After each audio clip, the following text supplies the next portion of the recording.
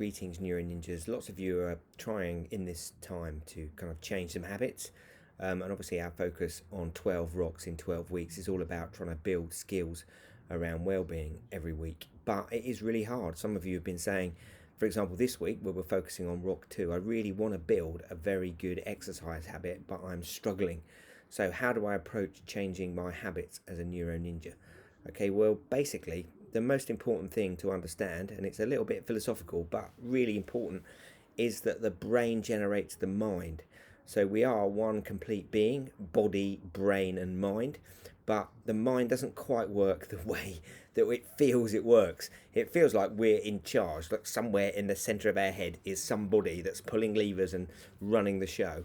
There is that somebody, but that is our brain. Our mind is the readout from the brain's operation. So it's kind of lags behind it, milliseconds behind it. So whatever our brain does, we experience in our mind milliseconds behind it. If you don't believe me, there's a fantastically fascinating study where they look at this exact issue. So they ask people to move their little finger and they say, right, please tell us when you decide to move your little finger. What they're doing is they're brain scanning those people, and what they see is in the area of the brain that controls the little finger, the desire to move the little finger starts before they're aware of it. So just a lag of milliseconds. So it's not a huge difference, but they've already started to move their little finger before they're aware of it. So their brain is running the show and their mind gets that readout. So our mind is like a kind of like the headlines of what our body and brain is doing at a particular time. So how does that idea help us in relation to changing our habits? Well, it helps because it means that actually, in order to change our habits, we've actually got to think about how we're going to feed back from the mind into the brain to change the neural architecture of our daily experiences. So our brains use habits to save cognitive space.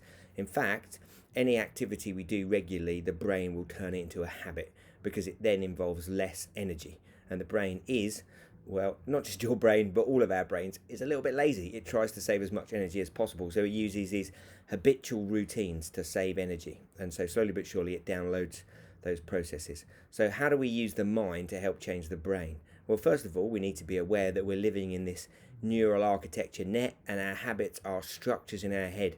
So if we're going to grow a new habit, we've got to be really clear about what that habit is, and then we've got to set aside a moment each day where we're going to engage in that new habit.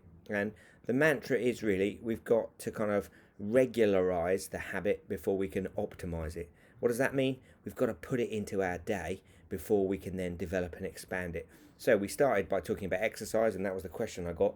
How can I establish an exercise habit? Well, let's make it as easy as possible for us to do that. So we're going to be really clear. On a particular day of the week, we're going to try and establish a new habit for the next month. So we say, let's wait until Monday. That's a good time to start a new habit. And on Monday, at a particular time, perhaps before we have a shower, we're going to engage in 5 minutes of exercise. And we can use an app like 7 Minute to do that, or we can just use a YouTube clip.